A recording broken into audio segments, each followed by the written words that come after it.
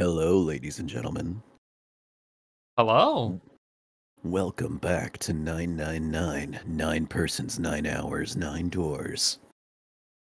Do you remember what happened last time? Last time we had the knife, or sorry, the Oh yeah, wait, it was the knife. yeah, it was the knife ending. And we did not see who murdered us. But they stepped into an elevator afterward and kind of fudged off I'm into curious. Do you have any theories you would like to share so far? yeah, yeah, actually. So I actually have done some thinking about what's transpired so far, and I remembered that last time we talked about this, you had mentioned that there is now enough information available to me to kind of break down who might be behind all of this. Yeah, if you've been really paying attention, you should in theory be able to piece together who's all doing what, you know? So I I am there are certain things that stood out to me more than others when I was thinking back on everything that happened. And Yeah. that is one, there is this big theme, uh, well, that they mentioned a couple of times regarding things like telepathy. That if you'll remember, we had that entire conversation about the like radio signals or whatever, that experiment that happened a while ago in like Mm-hmm. Britain or Gansfeld, something yeah, like that. yeah. Yes. And then there was the whole thing with the pharaoh, the coffin. Yep, And all on top of ice. that, yes, and the was it dry ice, or I can't Ice remember what it was. 9. Ice 9, right. And all of these themes seem to be like they're not too dissimilar from one another when you actually think about them.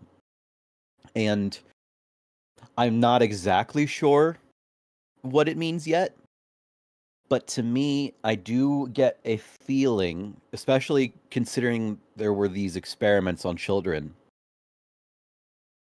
that there is a possibility that these killings that happen in each ending might not actually be like the will of the person who is doing the killing. Like maybe they're either being controlled somehow, or maybe they are, um, for lack of a better term, their mental state is kind of being changed by an outside party You know, that I makes them distinctly want. remember you saying you were sus of everyone a while back, and now you're telling me you actually trust everyone? No, I don't trust everyone, and the person I trust the least now of all of them is June. So, uh, Interesting. I think June has had the most development of any character in the story. I think she has been more of a focal point than any other character. And her backstory uh, is very, with the rabbits, is very concerning. And also, along with all of this knowledge of things that she just knows. So I started wondering how it's possible that June might have ties to all of these other people that are in the game. And I concluded that if she is, in fact, possibly one of the kids that was experimented on, then she would have motive to put everybody through this game. She has a different reason and a different purpose for every person. The only ones I don't know, if that were the case, would be Snake and Clover. I don't know what her relation to them is, and Ace. Those three. I don't know. I have speculations about the others. Like But Santa and Lotus and Seven and Junpei. yes, I feel like they all have a connection to her, possibly. I don't know what Santa's is. I have ideas, but I kind of just want to see what happens. Sure. There are too many possibilities of where this is going, but this is where my mind is right now. This is where my head is. I feel like either June is behind everything, or none of them are behind anything and are being uh kind of like lab rats, like they're being toyed with or controlled or having their personalities or mental states changed or affected by an outside party that we have not yet met. So that's where my mind is. That's what I think. Interesting. Obviously, I can't tell you if you're right or wrong, but it's interesting. Yes. So, before us, as you can see, are locks, and, well, we have to unlock some locks. Makes sense, yes. To spare us both the trouble, I'll say we have to unlock the red locks first. So, we will start by doing that. And So what? the white locks, or the white keys, Yeah?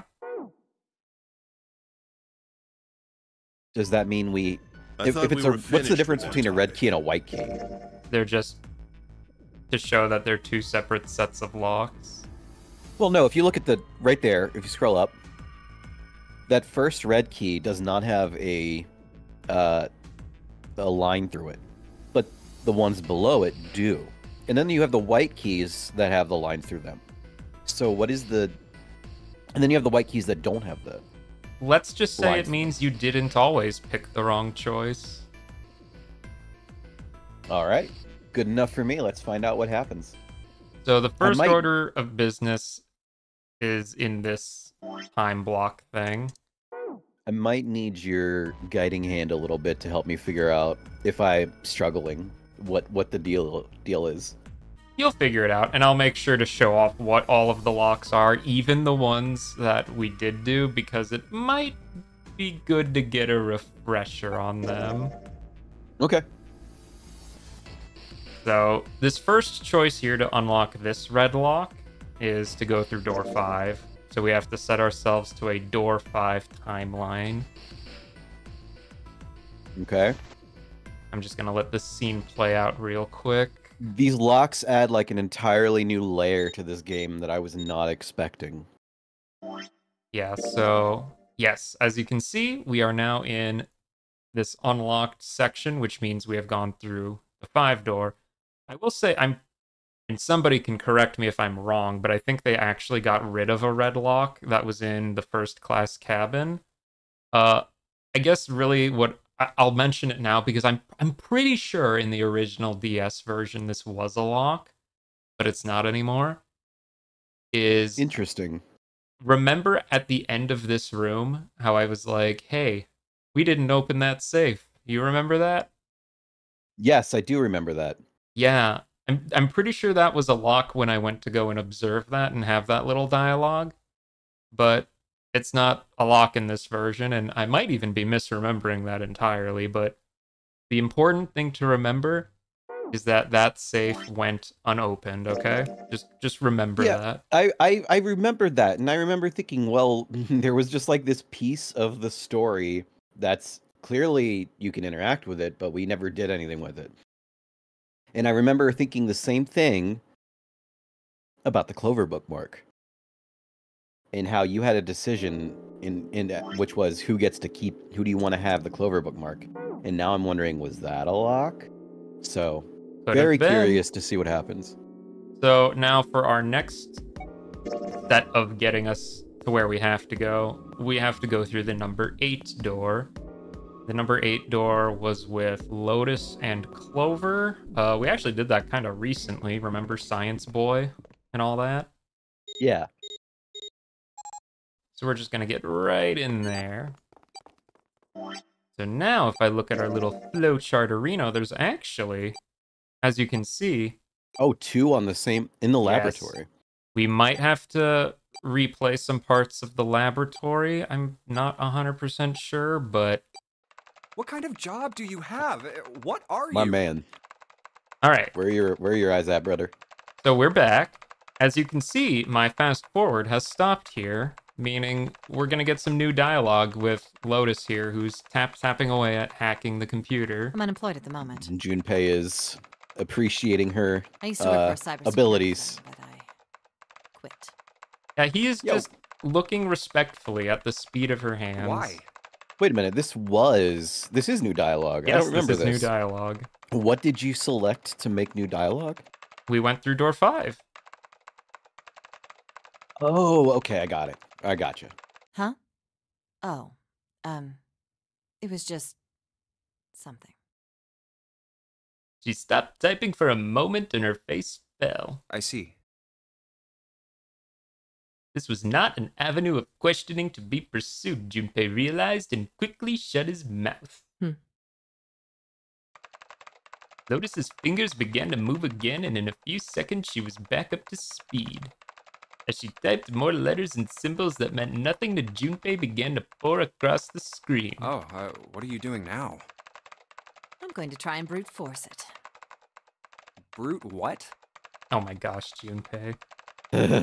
I don't know computers, and I know This what is- that would mean. This is like the equivalent of the Doctor Strange movie where they're like the Illuminati, and he's just like the Illuma-whatty? Oh gosh. A brute force attack is... Well, the short version is that I just attacked the thing head on. The long version? Without looking up or slowing down, she began to explain. A brute force attack is one of the simplest ways to break a cipher. It checks every possible combination until it finds the right one. For a complex cipher, it can take a very long time. I'm writing a program that would run an attack like that on its own. It's not the most elegant solution, certainly. But given the circumstances, there isn't much else I can do. Even as she talked, her fingers never slowed or missed a key. Junpei couldn't help but feel a little odd. No, but back to what we were talking about earlier. What were we talking about? What were we talking about? The I don't know, wireless what were we display. talking about? Oh, It's right. kind of strange if you think about it, isn't it? Yes. Yeah, because there's no computer. How do Oh, I boy. put it? Are we gonna... Is this another, like... Is this conversation about to be relevant to the thematic topics that I was just discussing Well, let's say you write earlier? a program that calculates an addition problem for you, all right? Oh, it Oh, very here we well go. could be. So you enter All right. 1 + 1. The screen will show you 2. See? Isn't that strange? No, not really. Oh, come on now. Of course a caveman like you would think it was strange. You said so just a minute ago. Jeez. You're just not getting it, are you? Who calculated 1 + 1? The main computer, right? You said it connected to the monitor wirelessly. Yeah, but someone who grew up in a cave wouldn't know that, right? Damn. Poor Junpei. He's kind of Is she calling us, the players, cavemen? Maybe in this case. They'd probably think that this thing here, the monitor, is doing the calculating. And once they've decided that, they'll start examining this monitor. They might poke the screen or something. Ah, I see the color changes when I press it here. Please don't do that. Then they might investigate the hardware on the inside. Oh, I see. So this wire supplies the power. Eventually, they might even cut the wires. Ah, yes. Just as I expected. When this wire is cut, no results appear. Therefore, it must be this device which does the calculations. Oh. But the truth is that, just like you said, the computer is doing the calculating. But these cave people wouldn't know that. Because they have no idea that the monitor and the computer are connected wirelessly. Just like the people who committed all of those murders. Dumb cavemen probably think they did it of their own volition. Ooka booka. Lotus continued to type. Junpei scratched his head. So, what are you trying to say? Nothing, really. It's just, I thought maybe What if the relationship between human beings and our brains is like that? You know, that's just a very rational thing to think of all of a sudden. Huh? Well, let's say you stick a bunch of electrodes into parts of the brain. A scientist examining the signals they send out might say, interesting. So stimulating this part of the brain causes the person to see colors. That must mean this neuron cluster controls that function. Okay, let's see what happens when I cut out this part. Ah, just what I thought. Cutting off this part causes that function to cease. Therefore, human thought processes must occur in the human brain. See? Doesn't it sound the same? Maybe the brain is just an output device, like this monitor. Maybe our thought processes actually occur somewhere else, in a main body. We just don't know it. We never even think about it. Just like those cave people wouldn't know about wireless communications. We can't imagine that there's some unknown medium that transfers information into our brains, where we experience that information as thoughts. A field that exists outside of any known medium that transmits thoughts? That's weird. I'm glad we've never heard of that before. Wait. A field that exists. What? Can you repeat that? My brain. That hurt my brain. Am I just a caveman, maybe? Yeah, you're the caveman. That's the plot twist. You are the caveman. Junpei didn't say anything. Not so much because he had no retort. No, her argument just seemed silly, and he was a little surprised to be hearing something like it from someone like her. The brain is just an output device. Human thought actually occurs somewhere else? That's just crazy talk. Did Lotus really think that, he wondered? It was a little creepy, Junpei thought. It sounded altogether too much like a bizarre, cultish religion. Maybe that's the cause of Seven's amnesia. Oblivious to Junpei's increasing discomfort, Lotus continued. If memory is actually stored somewhere else, in some sort of main body somewhere, maybe he hasn't forgotten anything at all. What? He's just having a difficult time accessing his memories because the monitor, his brain, has been damaged. No! Okay, this is getting too wild. This is getting a little too crazy for me. Because if they're now introducing this concept of the story, that opened up so many new avenues of possibilities, including the possibility that A, Snake never died, and B, the Ninth Man never died. Like, why would you say that? Or C, they're in a simulation. Or there are so many things that her saying this, so many implications this could possibly have. And that kind of annoys me because it now makes the theorizing what's happening here even more difficult. Yeah, that's kind of the point. Huh. It's just a standard retrieval issue, nothing more. I suppose that would explain aphasia and blindsight, too. Perhaps they actually can speak or see. The monitor just isn't functioning properly. I guess people with prosopagnosia could be suffering from the same thing. Wait a minute. Sorry, what? What? He knew what aphasia was from watching medical dramas on TV, and blindsight was easy enough to guess, but he'd never heard of the word prosopagnosia before. What? You've never heard of prosopagnosia? Yeah, come on, have you never heard of prosopagnosia? I've also never heard of, what was it? A Funyurimpa? Yeah, but prosopagnosia is a real thing. Yeah, okay, no, I don't know. Not to say that the Funyurimpa isn't, but, you know. The Funyurimpa is real in my heart, okay? Exactly. I don't know what prosopagnosia is. I've never heard of this term before. But also, everybody in this game is a walking Wikipedia article, so I'm expecting to find out in 2 seconds. Lotus spun around in her chair to look at him. Junpei just shrugged and shook his head. No, what is it? Well, put simply, it means a condition where the mind can't distinguish between human faces. Oh, I know this. I didn't know that was the word. I've seen this used as a plot point in many pieces of fiction. In other words, my face would look the same as Clover's or even yours. so they can't remember faces, which is how most people recognize each other. That means that people with prosopagnosia have trouble recognizing even people they're close to. Usually they Okay. can make do by associating people with other things. Their voices, their clothes, their hair. Does that mean other people's faces look like blanks? No, I don't think so. Well, you've seen monkeys, like in a zoo, right? To Yeah, you and me, just- all the monkey faces look the same. Even though they've obviously got faces, it's almost impossible for a human to distinguish between them. The zoo staff just that means works they with them don't- would learn to identify different monkeys eventually. Yeah. But you or I couldn't, unless one had a scar or something else to set it apart. It's Basically like, just a not yeah, understanding. you could figure it out eventually, like, but you. But like at like first glance, you're like a person's facial features look no different from somebody else's facial features. Basically, you and I Yeah. would look the exact same to someone with prosopagnosia.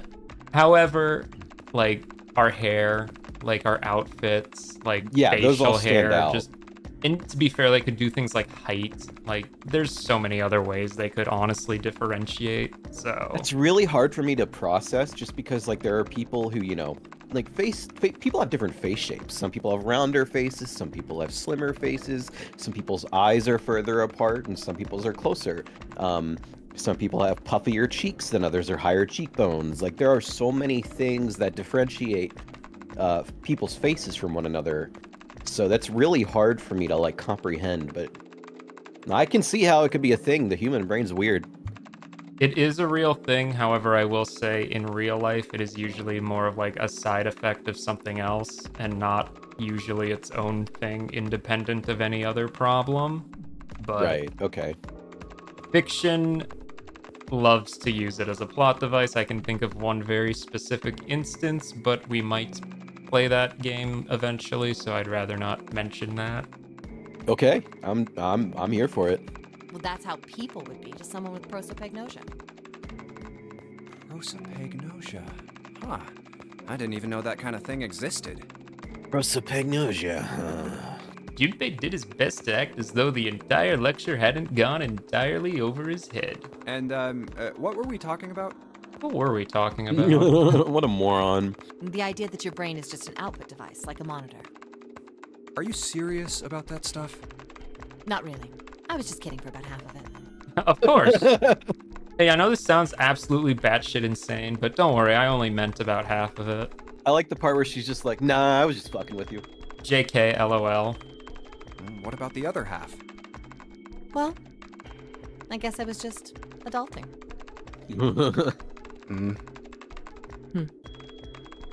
Not funny. Lotus's smile had something rather masochistic to it. It's nothing more than a story I made up out of boredom. Don't take it seriously. It was the first thing that came to mind, and I just talked about it to kill time. Okay, you know what? What if they're all in on this except for Junpei? Oh my gosh. How to make a man feel absolutely insane. That would be wild. Like a wild twist is if like maybe not all of them even, just like some of them, more than one person. Like if this was like a just a social experiment of some kind. Just be to mess crazy. with Junpei. Yes.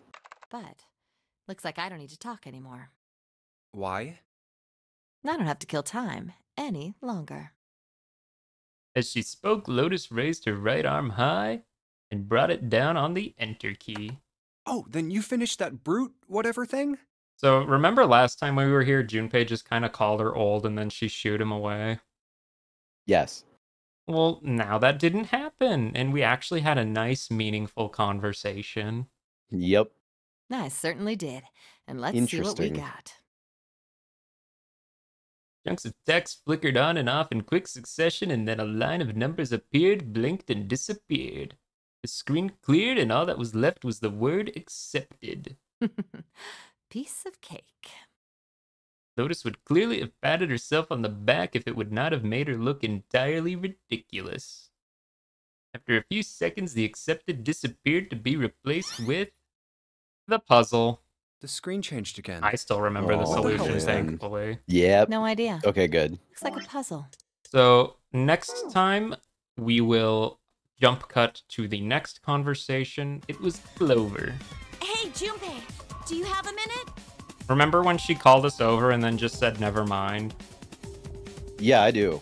Well, Oh boy. he put the puzzle aside for the moment and walked over to Clover. What's up?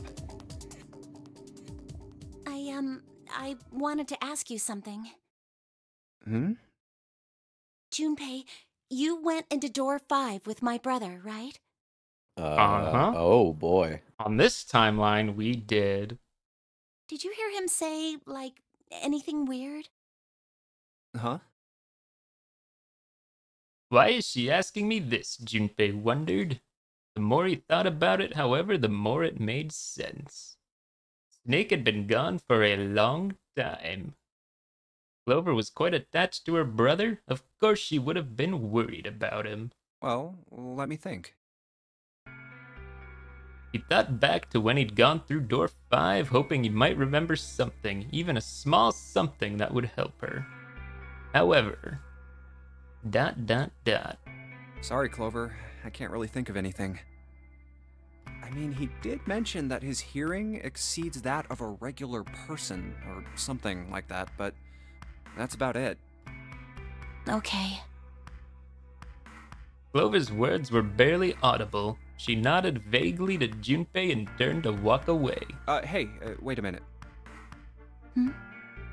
Look, I don't know if I should ask you things, but if you don't mind, I was hoping you could tell me if, is Snake, was he born?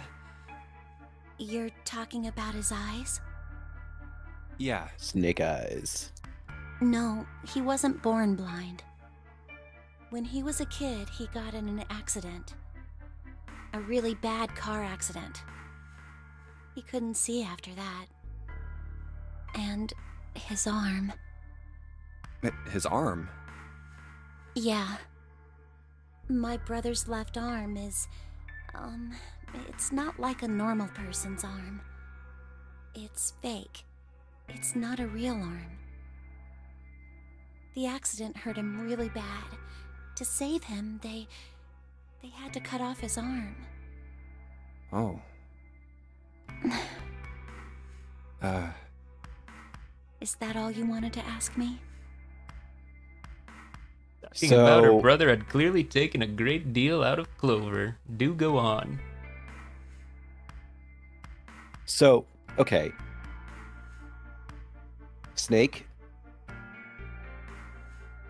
died off screen, Yeah. and he's been blind and has a like a prosthetic arm. Correct. So that right there would be a potential motivation for somebody to want to be in a new body. You know, I'm just saying. Who knows? Who knows? Junpei nodded. Look, I'm sorry for making you talk about all that painful stuff. It's not that. Clover only shook her head and walked off down the stairs.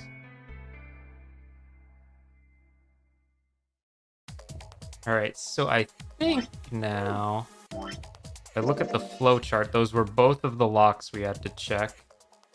So now we have another lock in the engine room we have to go to. So we will jump ahead to when that lock is figured out. Alright, so we are now atop the rafters with our good friends Santa and Ace, and Santa wants to talk about experiments with us.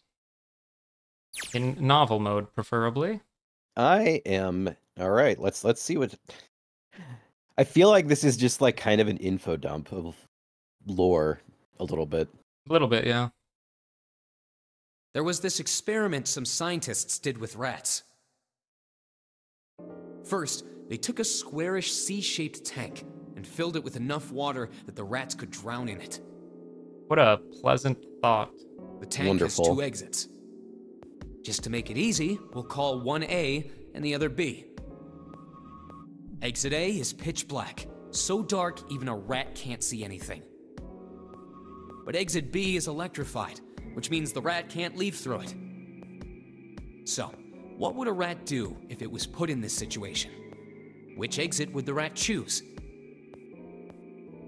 There was a moment of silence after Santa posed the question, and then Ace responded.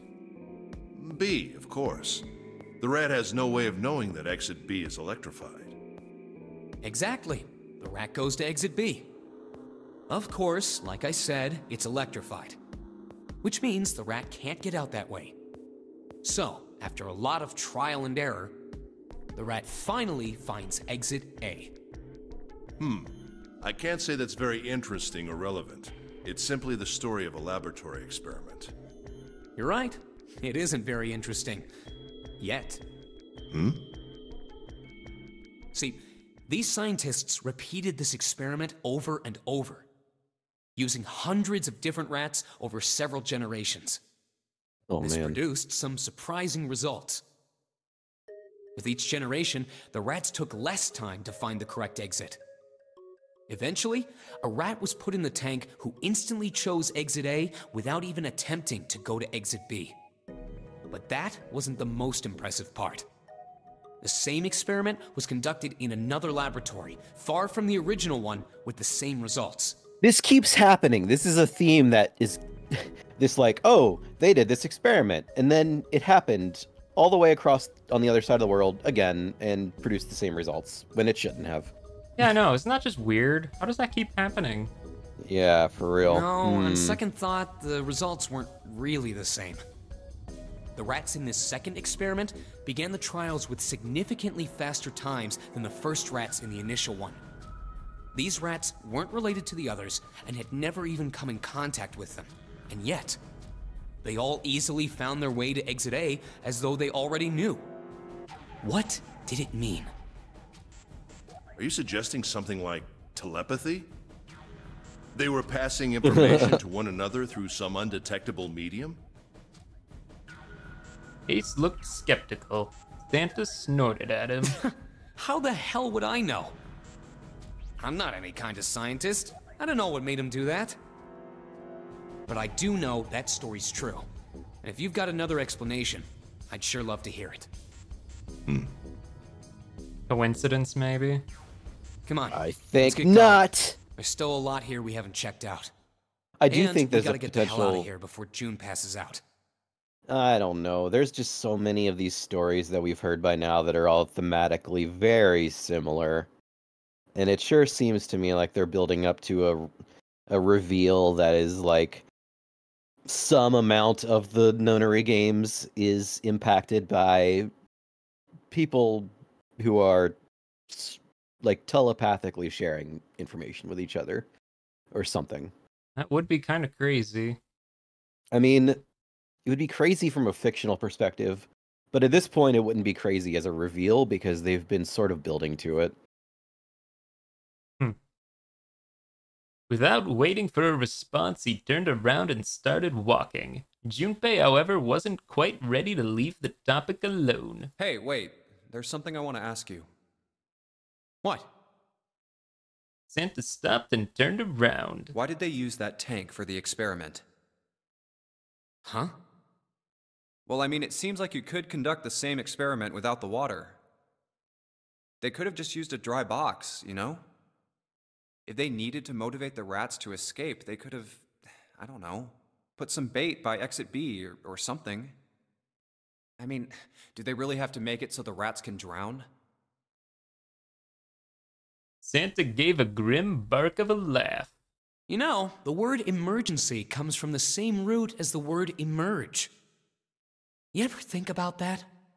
No, I can't say that I have. Huh? Well, an emergency is something urgent, often something dangerous. And to emerge means to sort of come out, or appear, or rise out of something else. So what's going to emerge in an emergency? Inspiration.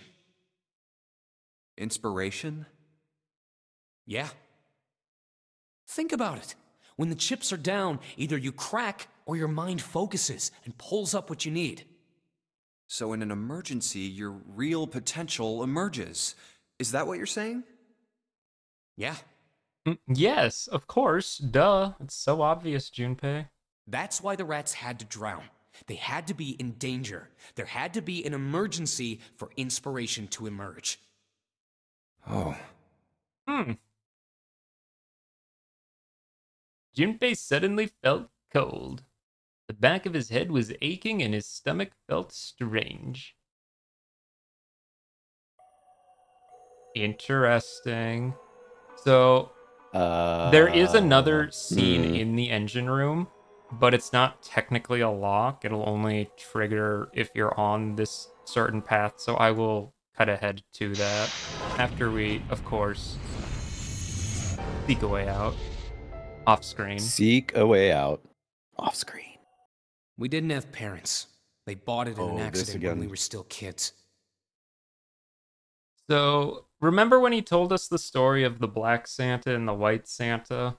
Yeah, that was a weird story. He's gonna tell us a different story now. Okay.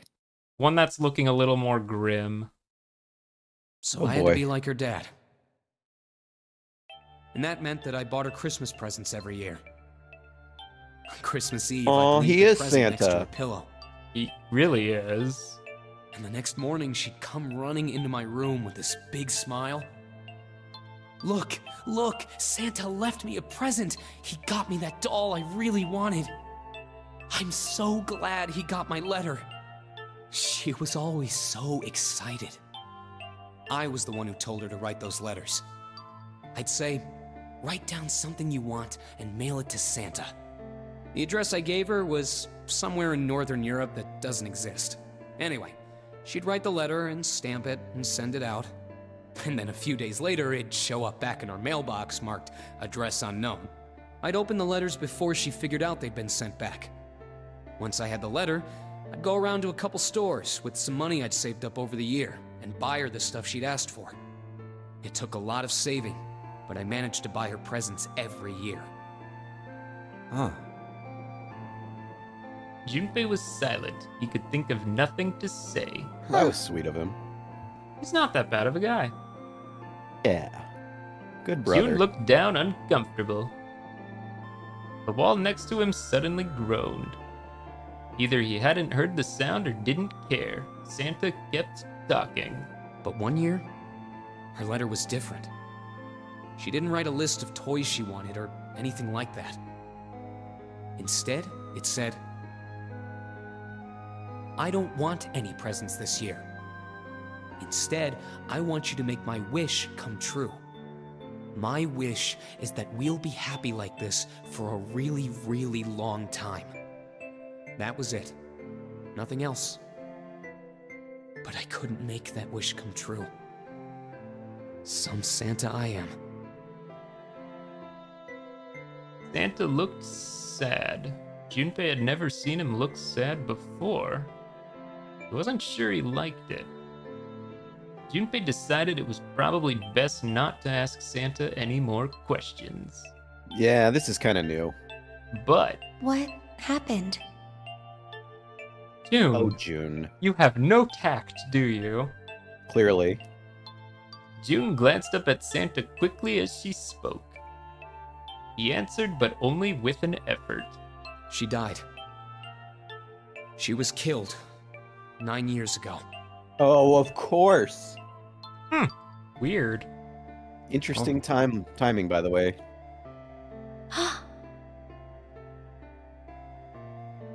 There was nothing Junpei could say. His heart felt like a great lump of lead. June bit her lip and looked away. Her face was pale. All right, let's go. Santa stood up suddenly, his downcast demeanor gone. He shoved the picture back in his pocket and headed back up the stairs, taking them two at a time. Huh? Junpei and June looked at one another. There was nothing they could think of to say. Hey, what are you two doing? Let's get moving, come on! Santa's voice echoed from across the room above Let's them. go. Yeah. They nodded and followed him quickly up the stairs. Ace was waiting for them at the top. He was leaning against the handrail. He looked very tired. Oh, you're finally back. The door had shut, but it wasn't cause for concern. Sorry we took so long. Junpei quickly solved the disc puzzle a second time, and the door opened once again. Let's go. Alright, so we seeked a way out. We sought a way out. Yes, we did. Yes, we did. And now there is one more lock in the cargo room. I wonder if I can just access it from here, since I'm pretty sure it's this scene. Now we finally have all 9 picture cards. Let's see. I think it's this scene anyway. Oh yeah, when we were talking about the card puzzle with Ace, that's right. Okay. Just then, Junpei heard a noise. He spun around just in time to see June collapse in front of the fence. And this did not happen last time, by the way. I remember that. Well, I mean, Hey. I don't remember it because it didn't happen, but yeah. Exactly. June, are you okay? She did not respond. Junpei spun back around to face Ace. I'm sorry. I gotta go check on her. You finish the box thing, all right? Sus. Just put the cards in the boxes. I'm counting on you. He shoved the cards into Ace's hands and ran off toward June. Are you all right? What happened? My Junpei- mind was telepathically controlled by somebody else, and I collapsed. You are just all on that theory. I am. Or maybe she's controlling somebody else. I don't know. Let's go. Let's see. I want to know. Junpei called out to her as he ran. Can you stand? As he arrived, June was climbing to her feet with Santa's help. Oh, I'm sorry. I'm fine.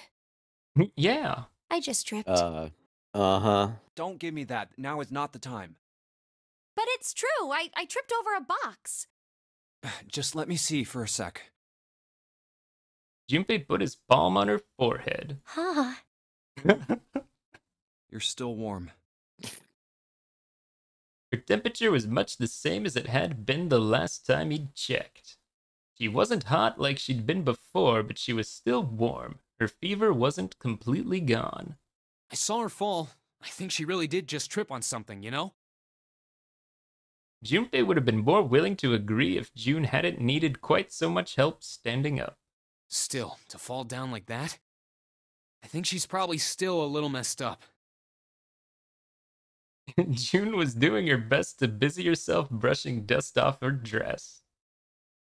Her smile looked a little embarrassed and her face was a bit flushed.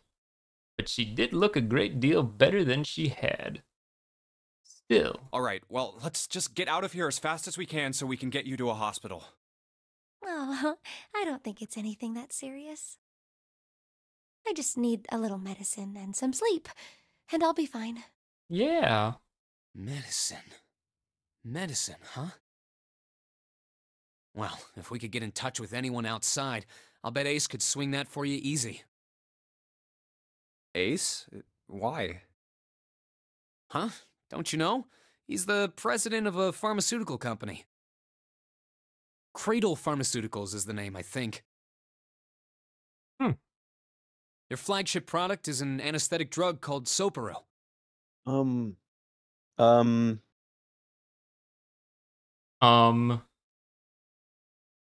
Yeah. Soparil. Ace Soparil. was the president. Of Cradle Pharmaceuticals, apparently. I feel like this is a really, really big deal.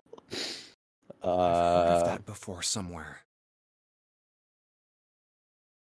Wait a Junpei minute, no, couldn't shake no. the feeling that he'd heard about Soparil before. No, he didn't. Right?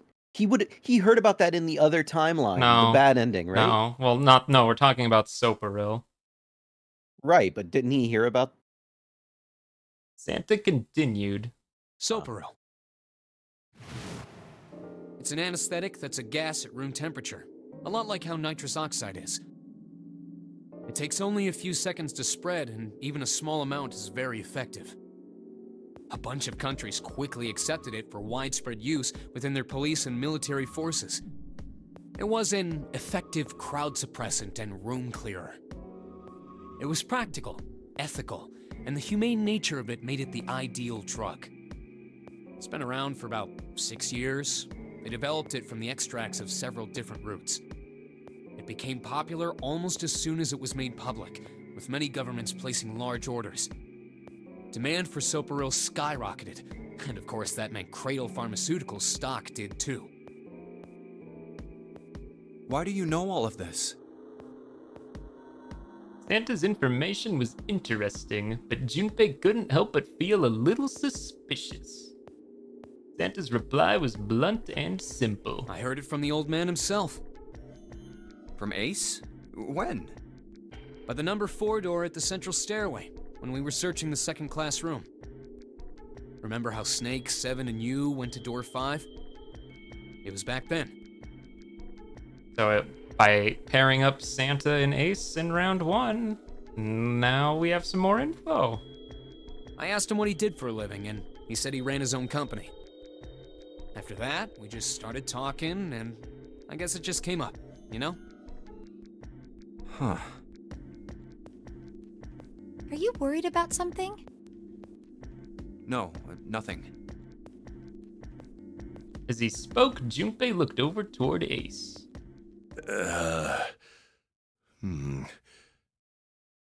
He seemed to be having difficulty with the 9 boxes. What the hell is he doing? He turned back to June and Oh my god, Santa. wait! Does he have... He has the thing where he can't recognize faces. That's why he's struggling. Oh, man! June, Okay. don't push yourself, all right? Yes. Santa, could you take care of her? I'll go check on Ace. Looks like he's having trouble. Sure. He gave them both a short nod, then turned and headed toward Ace. What are you doing? Ace's back was to him as Junpei approached. The older man turned around to look at him. His face was pale and covered in sweat. What happened? Nothing. My vision has gotten rather blurry, I think, because of fatigue. I can't see very well at the moment. What can't you see well? These pictures. Man, all of the pieces are falling into place now. Ace held the cards out to Junpei, splayed out in the shape of a fan. I don't care to admit it, but I may be developing presbyopia.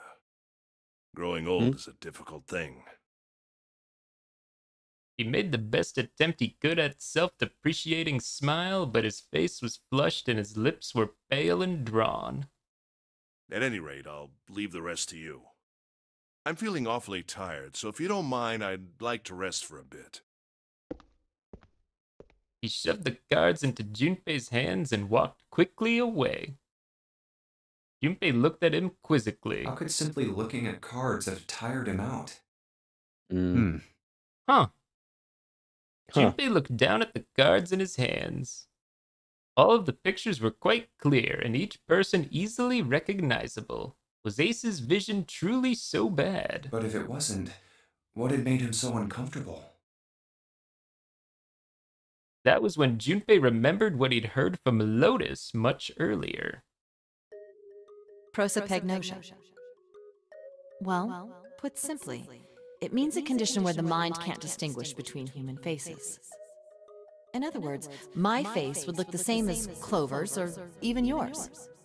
So they can't remember faces, which is how most people recognize each other. And this is why we had to go through door 8 in the second round. That means that people with prosopagnosia have trouble recognizing even people they're close to.